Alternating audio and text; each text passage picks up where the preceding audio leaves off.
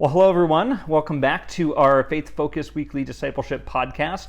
We are continuing with our series about mental health and how that intersects with how we do discipleship and life in the church. It can all get very complicated and difficult to discern, and I don't know how to even say that. Very gray and sticky. Yes. Gray and sticky. Messy. Yes. Which you know messy quite well because you have a 11-month-old. I do. So, yep.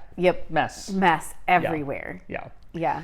I do want to remind you quick before we get too far into our conversation to subscribe to the podcast. That'll make sure that you are continually getting new episodes, whether you're viewing on YouTube or listening on one of the major podcasting platforms, whatever that may be for you. Apple is my go-to. Are you more of an Apple Music or Spotify? Spotify. Yeah, so she's more of a Spotify person, but we're different. That's okay. We can still be friends. Before we started recording this, we started recording like 17 minutes ago probably by now, and just talked about other things for a long time. We did, because we do that. Yes, we do. But anyway, today we're talking about more mental health stuff. And today we want to talk more specifically. So in the first week of this series, we talked about just kind of putting some definition around some of the things with mental health and defining a disorder. Mental health disorder is something that, in a nutshell, disrupts your daily life. Right, yes. And then last week we talked about whether or not we find mental health concerns in the Bible. And while we said we can't necessarily diagnose anybody in the Bible, we can say that it does seem that there are people who had their daily life affected by what was going on in their minds and in their hearts. And also just the fact that so many people resonate so deeply with some things that are in like the Psalms about like how challenging life can be sometimes. Right. So today we're going to be delving into more about managing your mental health as a Christian. So we talked previously about how the main kind of two formats of dealing with mental health is usually some form of therapy and or some form of medication. So we're going to start a little bit with medication, and we previously talked, and give me a little reminder about like what medication does for a person in terms of mental health, whether it's like an antidepressant or... So a medication essentially, and a lot of these drugs are hormonally based, is they're balancing out your hormone levels. So you either have too much or too little of something, and what medication does is balance it out so it neutralizes. And we're talking about chemicals in the brain, specific chemical, biological parts of the brain that either are too much or too little.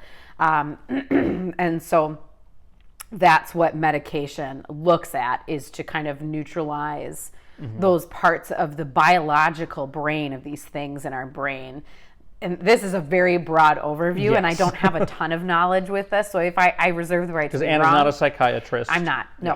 No. So I don't have a huge line of expertise. I know enough to help families and students walk through the process of making the decision, or most of my experience is with ADD, ADHD meds as a school counselor.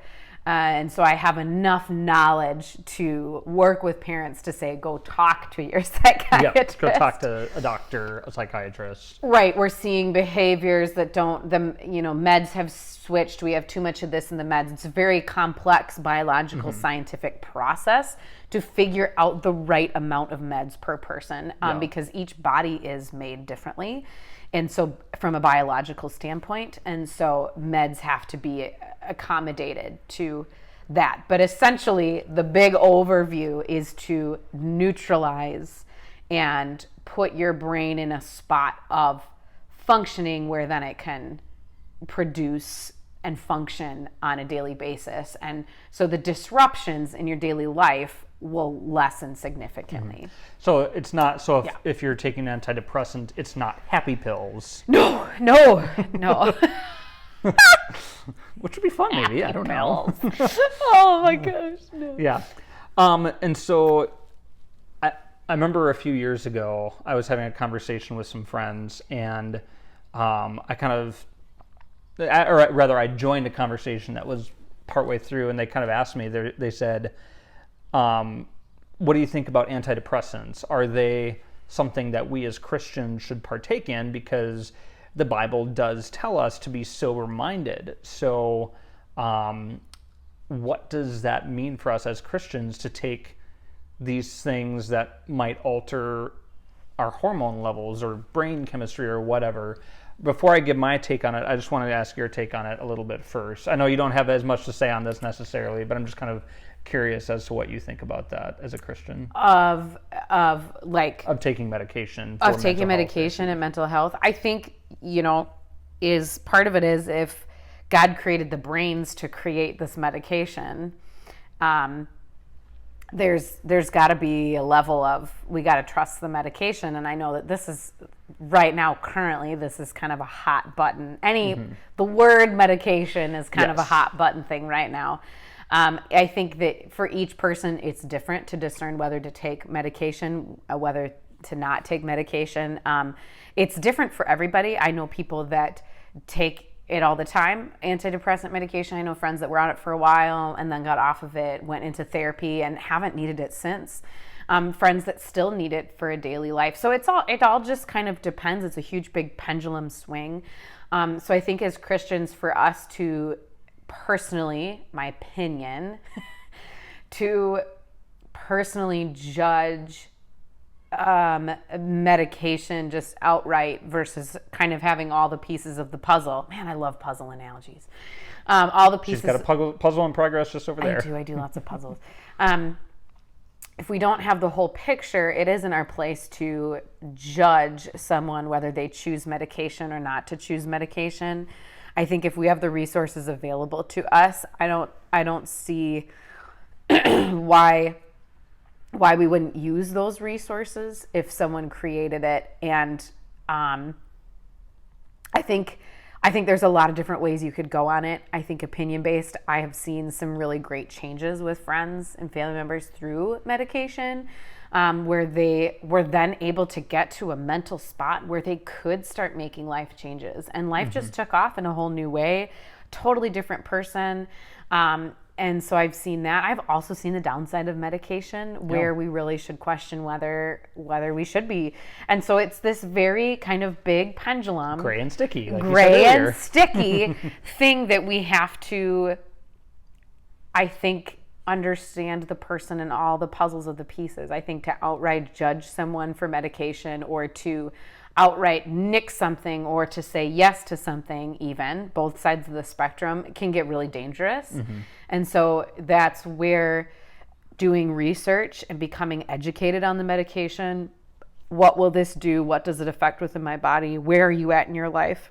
Kind of taking all these things into account is really, really important when you're looking at the process of medication. And that's my opinion. Yep. Just to clarify. No, that's great. And there's certainly a wide array of opinions on that.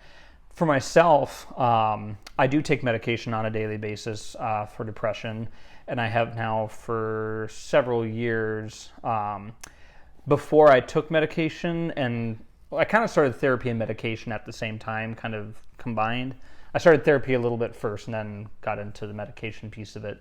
But for a long time, I didn't realize that I had diagnosable depression.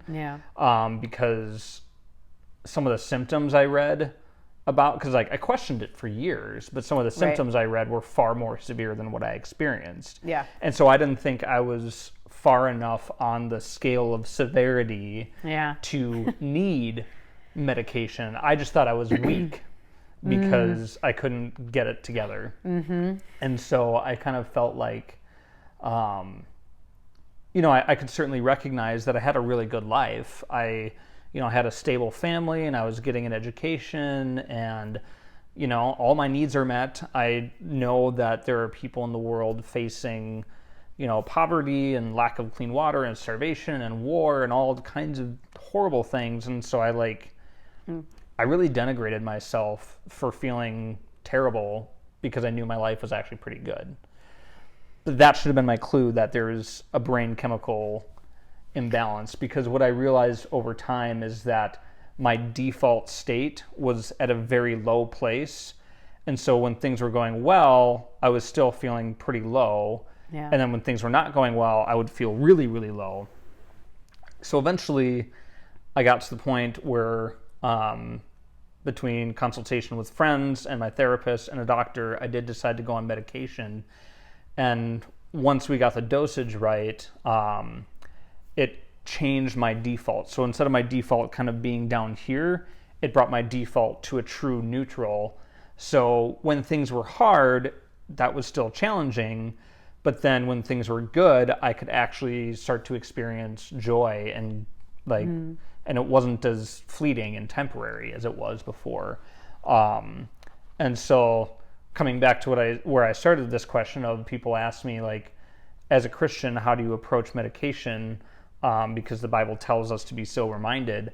The way I've come to think of it, and reasonable Christians can absolutely disagree with me, but the way I've come to think of it is that my brain pre-medication was not sober. Yeah. My brain was not designed to be operating at this low of a default. And so essentially what the medication did is bring my brain to a state of equilibrium and sobriety. It wasn't a false happiness. It wasn't happy pills. The pills don't make me happy. Right. They allow me to experience life normally. And so when things are hard, things are still hard. Absolutely. The pills don't take that away. Right. But I can process them more clearly and more objectively because I started off from a true neutral default instead of a really low default. And then when things are good, great, they're good. And so I'd gone on medication for a while, and then I went off for a while, and I was fine for a while, but then I was kind of slipping again, and then I got back on medication, and I think I'm just going to stay on. I've stayed on it now for a few years, and I think I'm just going to keep it there just because I don't have side effects. I've known people who have. Right. And I don't perceive any side effects. If anything, my metabolism is maybe slowed down a little bit, but that might also just be getting older. And not working out at all during 2020 and the pandemic, and I'm still recovering from that 2 years later. Probably. Yeah, but I think it's more that than anything by medication, because I was on the medication prior to the pandemic and didn't notice any ill effects. But medication can affect weight. Yes, it can. I don't know a whole lot about specifics. And I had a roommate who went off his medication, off antidepressants, because he didn't like the way it was affecting his weight. And he thought he was back in a place of more stability where he felt like he could emotionally. There's a lot of there's a lot of personal choice with yes. a lot of these medications, and so I'm always cautious of jumping right to medication or jumping no to medication. There has to be this gray sticky ground. Yeah. And I think too, as Christians, pray about it. Yeah. Pray about it, because if God's like, not right now, cool, man. Yeah. If God is like, I think this might bring clarity, then, and so I just think, again, that comes in judgment of people's walks with God, people's journey with God. And that, again, just loving someone right where they're at. Well, and prayer, I feel like when I finally got on medication, that was the answer to prayer that I'd been looking for so long. And I was too, not stubborn, but I just was too unaware to seek that as a possible answer. God had long been providing me access to it, but I never thought that that's what I needed. And how I decided to get on medication was with a Christian counselor and Christian community saying, maybe you should check this out. This is maybe something you think about, because you're telling me things that are very, very much a pattern on a daily basis. And so that encouragement from people who knew me well was really helpful and helped take away some of the stigma of taking medication. I had this big stigma that medication was for weak people or something like that. And no, I know some very strong individuals that take medication, and it's, when you realize it's designed to restore an imbalance, that makes so much more. Well, I don't necessarily say that a lot, because I'm past feeling that. So I haven't felt that in a long time. But I just that's the stereotype that I kind of had. I just thought I had to be stronger than what I was feeling. But that's very typical. Yeah. It's very, very typical. Especially I think for men. Absolutely. Because men have this like stigma that, or this ideal that they have to live up to of like, I have to be strong. And I think that's part of it. And I would say, and women too, in terms of just as a new mom now in motherhood, if you're struggling with a lot of that, well, clearly I'm not a strong enough mother. And I'm not there for my kids. And that's such a falsehood. And I think that is a total card. I like to say cards. That is a card the devil loves to use, I think, is that there's a sign of weakness. And so really being discerning, if we shut medication off, we might be giving the devil the open door that he's going to be like, and here we go. It was for me for a long time. Yeah. And so because my neutral is now my default is now at a true neutral, it's easier for me to recognize, okay, no, that's a lie from Satan. Right. I'm not going to believe that. I'm not going to pursue that in my mental thought process, because that's a rabbit hole that I don't need to go down. We don't need to enter that. And so I think that's a really good point in terms of that medication or therapy or any of this type of stuff is a show of weakness, which is a total falsehood, because any of it, medication or therapy, takes a lot of personal work, because when you start medication, you have to find the right dosage. Yes. So you are going to be on an emotional, biological, absolute roller coaster when you start any type of medication. And this is across the board with any time. Think about chemotherapy. You're putting a whole lot of drugs in your system. And often as Christians, we don't question that, because we say, look what God has helped doctors do in terms of like giving them the knowledge to be able to fight cancer with chemotherapy, and like, thank you, God, for this treatment. Right, and we don't look at that as a weakness. Right. And when we think of medical treatments, I was told this once when I entered therapy, I described it kind of in this way, because some people were kind of questioning whether, I can just suck it up and deal with it type thing. And it was, if your child is sick, or if someone is really, really sick, and they're like vomiting profusely, you take them to the doctor because they're sick and they need medication to get better.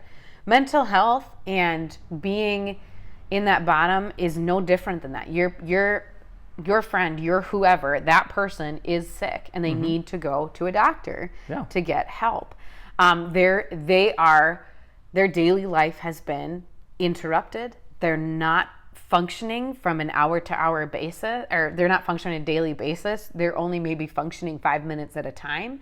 So they are sick. They are not well. And so when someone is sick, you take them to the doctor to get better. And so kind of changing that mindset around mental health is really, really big, because if someone isn't doing well, and that's kind of an extreme example. When I went into therapy, I had a very extreme life circumstance. There's some people that I know that go see a therapist once a month just to check in. I'm doing that in a couple days. I have that as well. Now I'm very much away from intensive therapy at this time in my life. And so my therapy is a checkpoint. And so that's where mine is now too. Yeah. And so it's like your physical that you get at your doctor's office to make sure your body's okay. And so just kind of thinking it in terms of that. And again, just like with any medical diagnosis or a doctor going, I think it's whatever, there can be gray in a diagnosis. There can be things a doctor might not know. The same things in mental health. There's a lot of gray, and there could be things that aren't. And so if we think about it kind of like that, so we're not over exaggerating it, going in every time you have a cough might change with but like, we're not going to the doctor every time we have a cough. We're not going to the doctor every time we have a really bad day, right? So we're coming to find, equilibrium. We've got 104 fever and it's not going down. That's a problem. Right. Your anxiety spikes are so high that you're sleeping in bed because you can't face it. It's so, all these different things. Okay, time to go in. So if we think about it kind of in that mindset, it kind of changes the lens a little bit on mental health. So we had talked previously in our conversations a lot about like neurons, which this gets very scientific and hard to understand, and neither of us are experts on that. Right, yes. You did just show me a video that she's going to send me that I'm going to link in the show comments, episode comments below, so you can watch it because I think it's really helpful. But what are these neurons and what do they do, and what's... So our brain is made up of billions of neurons, okay? And these neurons essentially are how we learn everything. So our brain is one of the most moldable parts of our whole body. Our brain can move and change until the day we die. So we can always learn a new habit. It gets harder as we get older, but we can... It does, yeah. And I don't know the whole science behind that. I just know that that's part of it. Yeah. So someone else that knows That's why kids learn so much so quickly. Right, because their brains are growing at such a rapid pace. And so that's why doing languages at a younger age is better, because your brain... I tried Hebrew in my 30s in seminary. I'll just leave it at that. Yeah. So, and multilingual kids also have different parts of the brain. Anyway, okay, that's a whole different thing. Yeah. So the billions of neurons in your brain essentially make your brain grow and stronger. And so what the video that he's going to put in the chat is what I use with fifth graders to teach fifth graders about their growing brain, and how when maybe a subject is really hard to learn, you have to keep at it and keep failing and keep at it. And what you're doing is you're building up your neurological network. And so so connections between neurons. Connections between all these little neurons in your brain. And the more you do it, the more stronger it's like an electric connection between the two neurons, the video we'll talk about.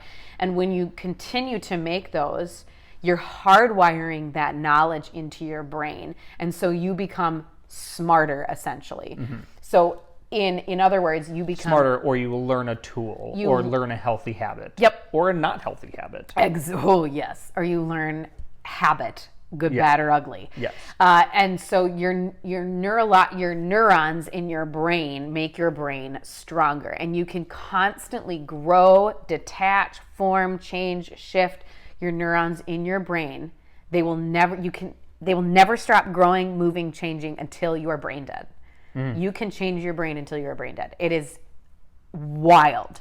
And so then how does medication affect that? Ooh, this is what I don't know a whole lot about. Yes, and I will be talking to another expert that will know more about this. Yes, a lot more than me. So I really reserve the right to be wrong on this. So what medication can help do is it balances out the chemicals in your brain. So certain things that light up in your brain, certain areas of your brain, it helps to kind of neutralize those. So then you can start building neurological healthier habits. Or rebuilding. Rebuilding. So either building or rebuilding. So basically, the medication is kind of is kind of a stop sign. Yeah. To imbalances in your brain, so that you can stop the imbalance and then create new neuron connections. Yes. And this is a hopefully healthier healthier neurological connections within your brain. Yep. And this is a very broad overview. Yes, very broad. This is my basis knowledge in order to help students and families understand how to help their child succeed academically in school to the student's best ability. And so this then kind of helps us transition into the therapy conversation, because the medication, it can help neutralize some of the crazy things happening in our brains. Right. But it doesn't rewire those connections to create healthy habits. No. It doesn't give us the tools we need to process things in healthy ways. Therapy is what helps us actually do that rewiring of the neurons.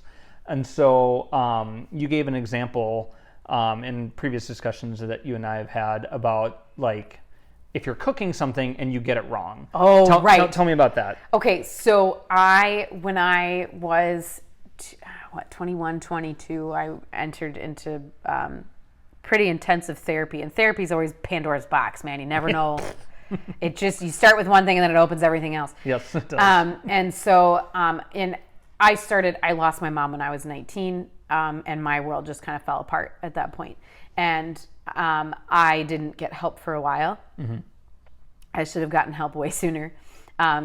So goes life. It is what it is. Yep. And so when I did finally get help, we discovered underneath a lot of the grief was I had no self-esteem. Yeah. It was all my forwardness, my happiness, everything was a total cover. It was an absolute mask of how I really felt about myself. And so my neurons, my habits of how I thought about myself were way down here. So for example, my therapist at the time asked me, because I was in therapy once a week, very intensive, and asked me to keep track in 1 week, so from one therapy appointment to the next, to keep track of how many times I said, thought, or whatever, a negative comment. So it would be like, oh, Anna, thanks for singing on Sunday. It was so great. You know what? I just like sang and made it up. I can't even think anymore because my brain doesn't function that way anymore. But like, instead of going, thank you so much, I really appreciate that, and taking it on, I would be like, no, you know what? It really was everyone else on stage. They really, really, like, they were the ones that made it really easy to sing. Yeah. That's a negative comment about self. I got up in the morning, looked in the mirror, and would go, oh my God, really, your hair's so ugly. Maybe you should try makeup. God, you just, ew, what is that? Ugh. And that's like 5 different negative comments. Yeah. And laughing about yourself, going, oh, well, you know what? I'm just horrible at that. So, you know what? Just keep it going, whatever. That's a negative comment. I lost track after 1 day. Wow. The amount of negativity towards self was astronomical. And so this was a result of a pattern of neurological connections in your mind that caused you to think that way. Yep, and we could go back to as early as a baby to some of these neurological connections, which I've done a lot of work on, but that's a whole different conversation for another time. But yes, so this was years and years of buildup, and a lot of it too was I'm a super active, loud, I'm a big personality, and that doesn't fit into school classrooms very well. And so I would just get a lot of heat as a kid. And so a lot of the buildup of that is very complex. There's lots of layers to it. Yep. But essentially I got to the age of 22 with no self-esteem. Yeah. Happens sometimes. Yep. So, and it doesn't help when you lose your mom when you're 19. I mean, it's the little things. Right. So that's a big thing, but yes, continue. So I'm in a really healthy place right now, which is why I can laugh about it. Very, very healthy. So anyway, so this started my journey of basically rewiring the neurological network of my brain. And so that my basis of my brain was negative, can't do anything. So when we look at the example of cooking, the old neurological self, if I was cooking a pie and completely failed at cooking the pie, the old Anna, my gut, if I'm really tired, I do this too. Yeah. Really, really tired. Is my old neurological network would say, oh, Anna, you could never cook in the first place. And you know what? You didn't have an adult mom to help you out. And so you know what? You just, oh God, man, it just sucks. Yeah. I'm so bad at this. I don't even think I want to eat pie ever again. You know what, maybe I could just laugh this off as a joke and be like, I guess I'm not a good homemaker, and make some joke about women in the kitchen. So then everyone will think it's funny and no one will like think I'm less than. How can I turn this around so no one can think I'm less than? Yeah. Very convoluted process. Very, very over pie. Yeah. Over pie. Over pie. This is what depression does to you sometimes. So that's what I'm never gonna do it again. Now, years later, I've done a lot of hard work. to rewire those neuron responses and connections. And to even think of this example, it was really hard to make me to think of it because I don't function out of that in any way, shape, or form at this point. Yeah. So the new me, the real, I like to say the real me, the real Anna, the would go, I'd fail at doing a pie, and I would start laughing because one, it'd probably be funny because I would destroy the whole oven, because that would just what would happen, and I laugh because like, oh my gosh, what did I just do? Oh my gosh. But the me now would look at the pie and I would call my husband and be like, should I send you pictures of the kitchen? Or do you just not want to know? I mean, like, super funny. I would look at the recipe, try to figure out where I went wrong, maybe give myself like 24 hours. I wouldn't go right after it. Yeah. But the new me is in no way, shape, or form does messing up a pie reflect who I am as a person and what I'm capable of. Right. And just because I messed up a pie does not equate to failure of life, failure of person. It does not make me less failure of cooking. Right. It doesn't make me less than of a woman, less than of a mom, less than of a wife. It just means that pie didn't work out. Yeah. It's okay. And maybe you call someone to figure out where did I go wrong here? I would 100% call Jan, shout out to Jan Rumfrey, you know who you are, and ask her to come help me bake a pie because she's an amazing cook. Yeah. And I would ask, or I'd call my mother-in-law because she's also an amazing cook, and ask for advice and help. Yeah. And I would reach out to friends and go, hey, this is what happened, and then we'd have a good laugh, and then we would try again and give me advice and move on. And so, totally different approach to the pie. Also, I would go into making the pie going, oh, this is probably going to be a total failure. This is going to be a disaster. I mean, come on, Anna, you can just try. You can just do it. Versus, I'm going to try a pie. Yeah. Let's see what happens. I'm not really a cook. I will say that out loud. I don't enjoy cooking at all. That's okay. I don't either. That's okay. And I'm totally okay with that. I'm going to try this pie. One, because I'm crazy. And two, like, why not? Why not try a pie? Because I can learn something from it. Yeah.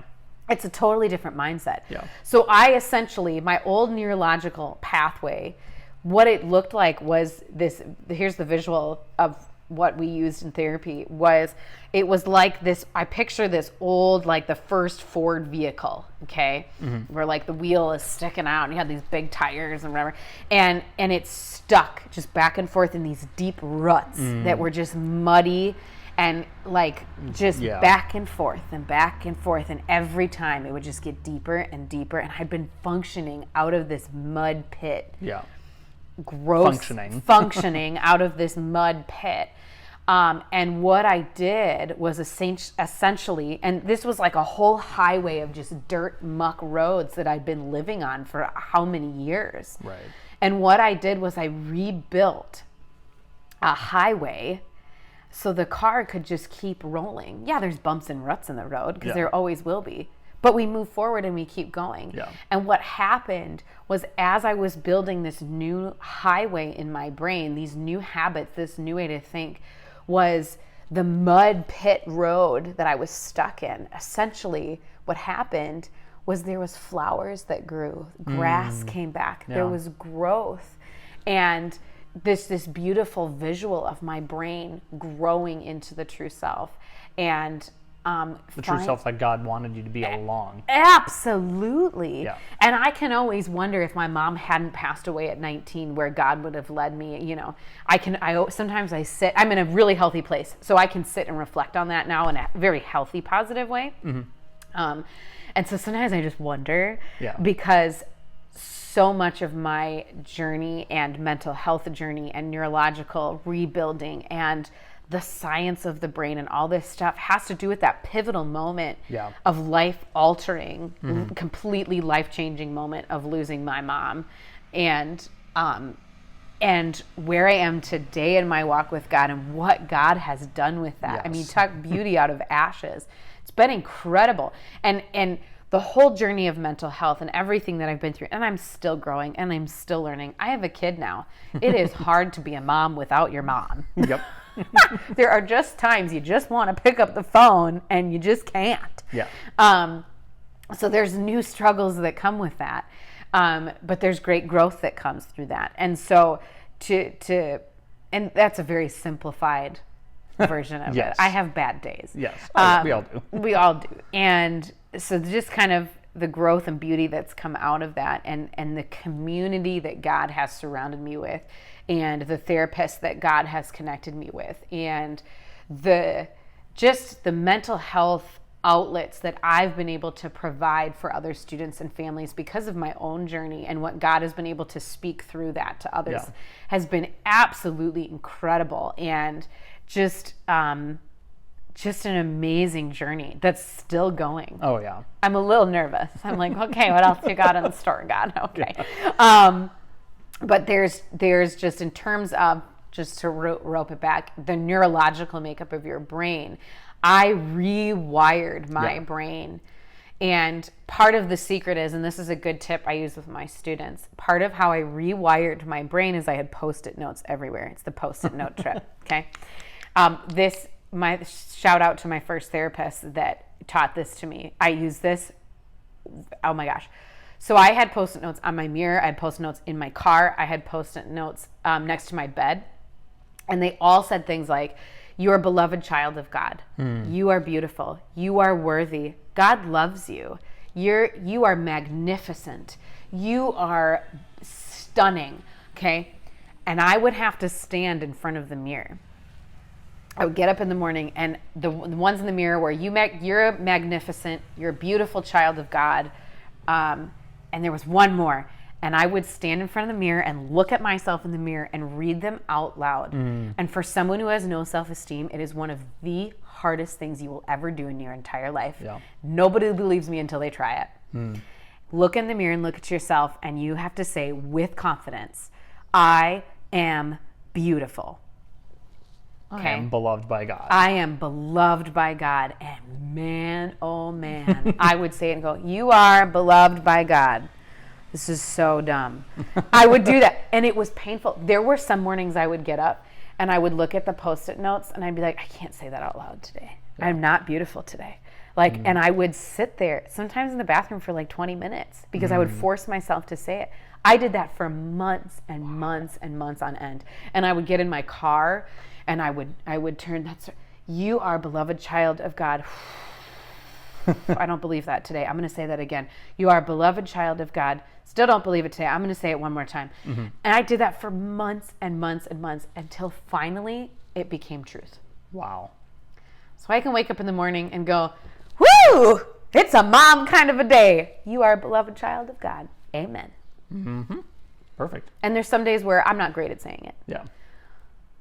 But that's what it took. Yeah. So it was repetitive. It was repetitive action. It was a movement of the Holy Spirit. I would argue a huge movement of the Holy Spirit. And I completely rewired how I saw myself. Yeah. And it was hard work. It was exhausting. I could only work when I was in intensive therapy that first year.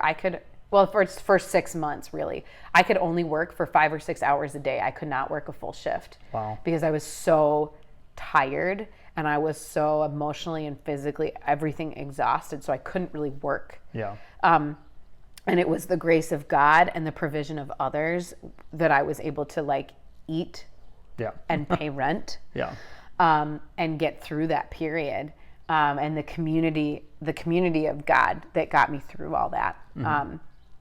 And I just I'm a totally different person now. We are new creations. Right. And so your sermon on Sunday, the fire, sometimes the fire can be good. Sometimes I'm like, God, really? Less fire, please. Less fire. A little bit less. I get it. I get what you're doing. Can we pause? Can we turn on the fire extinguisher? Just for like a minute. And so, but that's just, talk about communication of the Holy Spirit and a total just rethinking of the brain. But it was a lot of hard work. It was extremely exhausting. Oh, yeah. And no one saw it. Yeah. No one knew the extent of what I had to do every morning. To get up every morning and to say to look at myself and go, you are magnificent, was excruciating. Yeah. Absolutely excruciating. But no one knows. Right. No one can see that. They can't see. Right. It's not like I was gaining more muscles. Yeah. I was. You just can't see Just it. in between your skull. Right. It's just the neurons in your skull. You can't really see it. And so when we're working with I'm getting back there. I'm not going on so long a tangent. So when we're rebuilding and we're growing muscles in the neurological network, and my example is very extreme and very intensive, and it was my choice to do that. Yeah. My choice to go through all that, because you have a choice. Oh, yeah. Whether you want to rebuild your brain or what decisions you make. That's totally, ball is in your court. Like I said, a therapist will never work harder than you will, ever. Yeah. So your choice to make that decision. I made the choice to do it, completely paid off in every way, shape, or form. Yeah. I love my life. God's so great. Yes. And that's why I wanted to talk about mental health, because Yes. I wanted to share this with others, because I think it's important that people know that God was involved in my mental health journey, and God was involved in the science of the neurological network of my brain to rebuild it. Yeah. And that it's really, really important when if I put on the school counseling lens and we look at a neurological makeup of a student and they're really struggling with something, how can we help them rebuild that neurological network to think of themselves differently? I'm horrible at math, so I always go to this. When a math problem is really hard, how can we... 2 + 2 is... 10. I'm just kidding. It's 4. I said 2 + 2 is 5 all year to the students, and it drove me nuts. That drove me nuts this year. It's really funny. But how can we build up confidence of a student to recognize that we have to keep going back to that math problem and working at it again, not because you're stupid or not because you'll never understand it, because you're starting to build and rebuild that neurological network, and it hurts. Yeah. And it takes time. Yes. It takes time. Yes. Oh my gosh, in the world of instantaneousness because of technology, we are horrid at this. Yes. It takes time to build and grow those muscles. You don't become a bodybuilder overnight. No. That is years and years and years of work. And you don't become a singer or an artist overnight. That's years and years of work and hours of dedication and time and process. Mm-hmm. So when we're building our neurons, when we're building those more muscles in our brain, it takes time and process. And that's where God is, I believe, in my opinion, is in that process of the neurological rebuilding. Because, man, like, you're not doing it alone. No.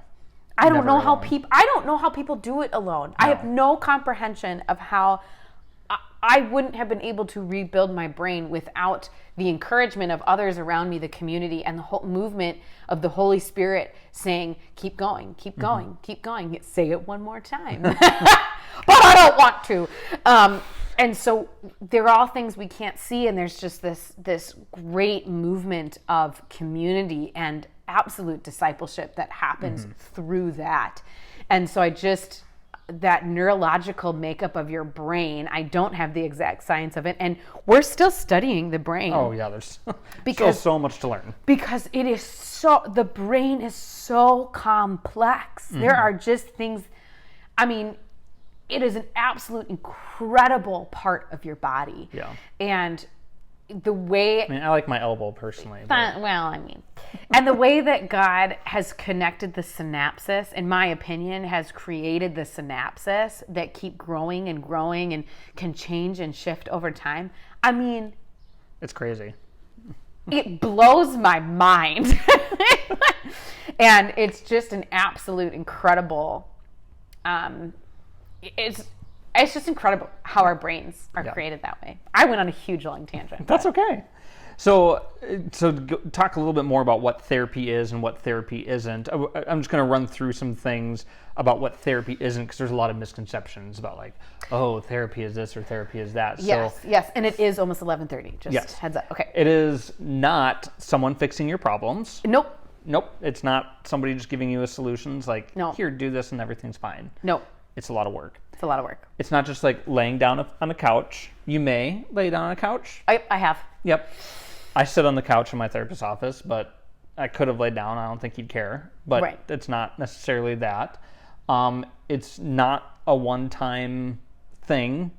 No. It takes time. Like if you injure your leg, there's a lot of rehab that goes Yep. into rebuilding strength into your leg, because you maybe have to take time off your leg and rest it, and then you start to rebuild it. So kind of like we restore the brain to a natural point. That's the resting it period. Yep. And then we have to rebuild that strength and rewire the way our brains work. Right. Therapy does not make your circumstances No. go away. Therapy cannot change your circumstances.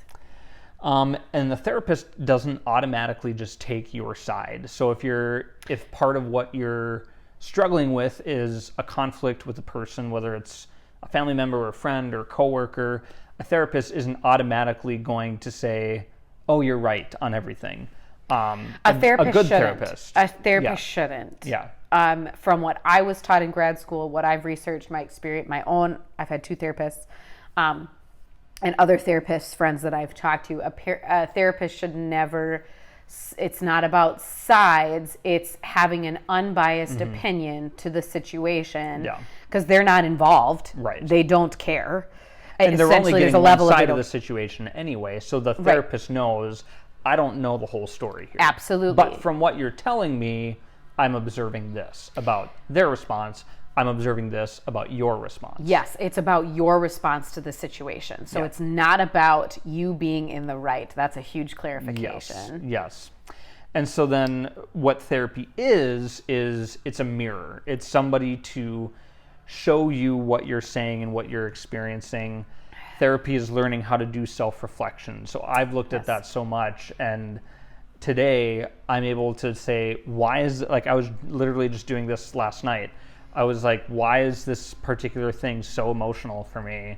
And therapy has given me the tools to look at that and say, okay, that's why, because I had this thought pattern earlier in my life and I'm reapplying that thought pattern now. That's why I'm responding this way. Like you said earlier, therapy is a lot of work that nobody may see. Yep, a lot of work. They may see the fruit of the therapy. Yes. Yeah, but close they won't- friends will typically see the fruit. Yep. They'll see the shift. Yeah. They'll see a lot of it. But the reality is most people won't see. Yeah. They'll know. And like people that are close to me, they know the difference of pre-therapy me and post-therapy. Yep. Not post, I'm not done with therapy, but You're post certain stages in Yes. therapy. yeah. I'm post some stages Yeah. in my walk. Yeah. In my mental And maybe at some journey. point you'll go back into a time of needing more intensive therapy. Who knows? Yep, and that has happened And already. I've had that too. Like I've had times where I've not gone to the therapist for months, and then I've had to go for a while again. And right now I'm kind of in a maintenance mode of just kind of going every couple months just as a checkpoint to see. Well, I had to go back kind of more regularly when as I got closer to my due date when I was pregnant, because the reality of I can't call my mom when something's wrong kind of hit a little bit closer to home. And so I had to just do some more frequent check-ins Yeah. to ensure that I wasn't leaving my husband out. Yeah. Important. Yes. Like you said earlier, a therapist never works harder than the client. A therapist can sometimes be Pandora's box because you go in for one thing and it's good that you go in for that thing and you Right. need to address that thing. Right. But you learn that the reason that this one thing is so deeply emotional or upsetting is because of a different thing that happened earlier that wired your brain to react in a certain way. Right. You learned a pattern of reaction years ago that is now making this current circumstance feel the way that it feels. Right. And that's not that you're responding incorrectly. That's just the way your brain is functioning right now, and you need to assess, is that the right way for my brain to be functioning? Is there a better way for it to function? Is there a better way for me to function? Yes. So it's not necessarily because our brains all function totally differently. So it's when you make the choice to do therapy, is it how I feel like I am uncomfortable with my responses to X, Y, and Z Yep. situation. So I would like to change my response to X, Y, and Z. So that's what it's helping to do. Because we each process, because we all grew up in individual different homes and mindsets and all that kind of stuff. and we may all love God, we're going to have different approaches to stuff. Yeah. And so it's more about, some people say with like depression or anxiety that they feel out of control of their own life. I feel like everything's out of my control. I have no say in my reactions. I don't know what is going on. And a lot of that happens too with ADD and ADHD. Yeah. I've had boys crying in my office because I just can't control it and I don't know what to do. And there's just this level of, I know I can't figure it out. And so what therapy does is help to put those puzzle pieces together and to figure it out. So it's more about, I don't like how I'm responding. I would like to shift how I respond. Yeah. And then Pandora's box opens and you're like, oh my God. Well, and with that too, I just want to say, like, the first couple of times that I went to therapy, I almost felt worse initially because suddenly you're ripping off the Band-Aid and the wound is exposed.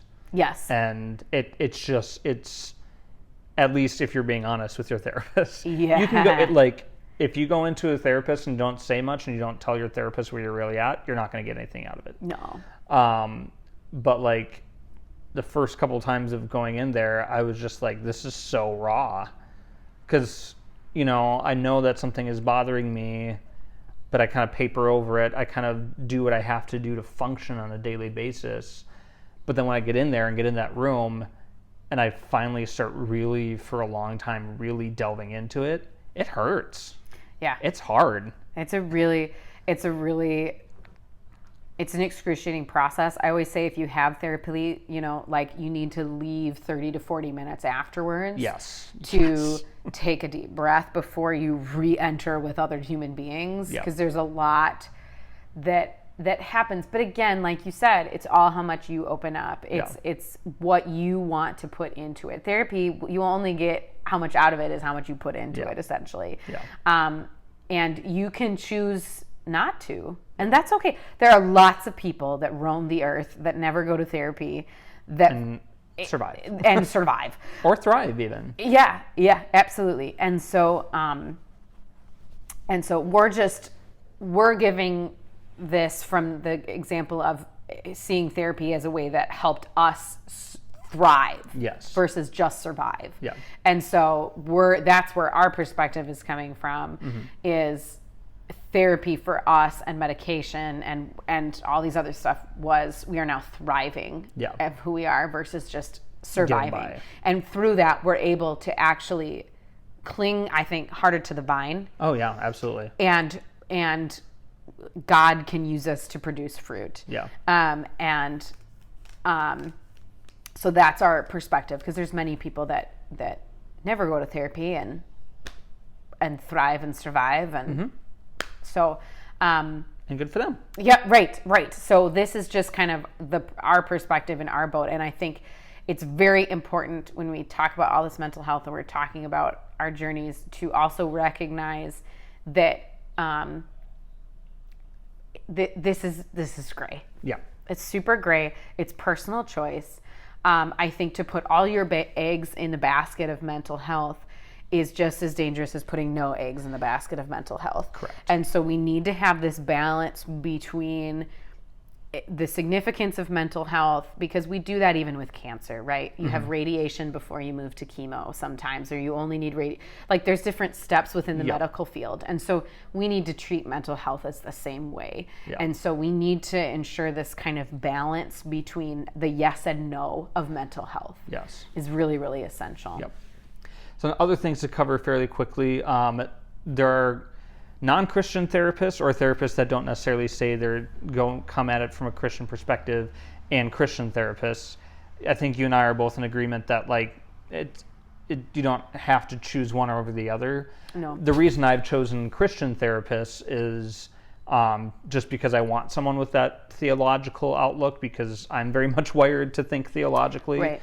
And so a lot of therapists, Christian or non-Christian, will use a lot of the same tools. Absolutely. In a lot of cases. Absolutely. But a Christian therapist will also use the additional tools of scripture, prayer, and those kinds of things. Right. And one of the things we talked about earlier too is that oftentimes your relationship with your therapist is very much a discipleship relationship.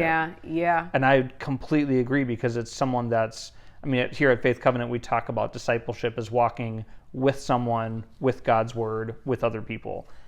That's exactly what therapy is in a Christian context. And so, we talked about how Jesus met with people where they were at and just pushed them to be better people, didn't ever shy away from the truth. And ideally, your therapist will do the same. They'll point out hard truths to you. Yep, absolutely. Like we said earlier, they won't just automatically take your side. If there's something that you need to work on, they will tell you, you need to work on this. And they'll do it lovingly. Oh, absolutely. But they're gonna give you truth. Yeah. Yep. Because you're there to hear truth. Yeah. Therapy should be anyway. Like we said, it's a process of discipleship. It's a refining. It's going through the fire, like we talked about earlier. Yeah. It's iron sharpening iron. It is not easy stuff. Nope. Therapy can happen in a group. So sometimes therapy happens in family contexts. Yep. People can go in there as couples therapy. You can do family therapy. Looks like a lot of different things. Yep. And there's play therapy for young kids. That's a whole different thing. There's all different types, which you have another friend coming on that we'll talk about. Sure. She'll have much more knowledge of that than I will. So and then like we've said earlier, we've kind of already talked about the rest of what I was planning. But like, of course, prayer is a major part of all of this. Absolutely. It's not saying that, do medication and therapy, but don't pray. No. Like every time I go to therapy, my therapist prays for me. Right. And prayer is absolutely essential in all things. Yep. I think we just need to realize that prayer is sometimes answered in more than one way. And one way for me that prayer was answered was providing a therapist and medication. Mm-hmm. That was an answer to prayer for me. Mm-hmm. And likewise, community. Like I would not have gone to therapy without my community of friends that I have around me. Because a few years back in 2015 is when I started seeing a therapist. I had 2 friends within a week that knew me really well that both said, I think you need to see someone. Yeah. And hearing that from 2 totally unrelated people who had never met each other, that know me from completely different contexts of life. Like one was a high school friend, one was a friend that I worked with in youth group at Faith. 2 completely different people both said within a week, I think you need to talk to someone. And that was like, okay, I think God's trying to tell me something. So, yes. I mean, all of that to say is healing from mental health stuff is a very difficult process. Yeah. It's not just a Band-Aid over a paper cut. Yep. It's highly involved. It's complex. It's gray and sticky. Right. It looks different for different people. We just hope that you feel empowered, whether you're listening or watching this, you feel empowered to seek healing in the ways that you need to seek it, whether that's intensive prayer, intensive therapy, non-intensive therapy, medication, no medication, whatever that looks like to you. Don't be afraid of that. Don't be afraid of admitting that you need help. Jesus came as a healer. Jesus didn't come to just, have a party for the people that were already fine. So... And yeah, I totally agree with that. And I will say, as a side note, talking about like early habits and all these things, moms, don't feel pressured that you need to raise your kids to be this perfect mentally health. The reality is, dads, yeah, parents. Mom perspective, all parents. Everybody has trauma. Mm-hmm. Every single person has hardship, which as Christians, I think there's a deeper understanding of that. And at least in my experience with my Christian friends of community, that there's a deeper knowledge that life is not all roses. And so just in terms of how do we navigate all this, I know as a parent, I feel pressure sometimes to like, Oh, I just bopped that thing. Feel pressure sometimes to like make sure my child is mentally healthy. The reality is I'm only human, and my kid will turn around and look at me when he's 30 and be like, "Why did you do that, Mom?" I'll be like, "I don't know, because it's what happened then," and that's fine. So that's just how we rolled in the early 2020s. Yeah, this is how we roll. So, I kind of feel like mental health has come with this like pressure cooker with parents that we need to, and I always say that's why I exist as a school counselor, is because you as a parent don't have to have all the answers. You as a parent don't have to have it 100% correct. I'm coming together with you in community. We don't have to believe the same thing. We don't have to have the same morals even. I'm coming into community with you to provide that level of support where you might need it as a parent, as an aunt, as an uncle, as a grandparent, as a sister, brother, whatever. And so that's why people like me exist in my role, to provide that community We are support. not designed to function alone. We cannot function alone. No. Nope, can't do it. No. So that's, I just want to be sure that was also on the table. We could probably talk forever about this. I do need to get my kid up. Yes, we do. And we've kind of exhausted what we wanted to talk about anyway, and I'm sure you all have things to do as well. So thank you so much for joining on this journey, and we'll be continuing this journey into mental health next week. Thank you very much, and have a great day. Bye.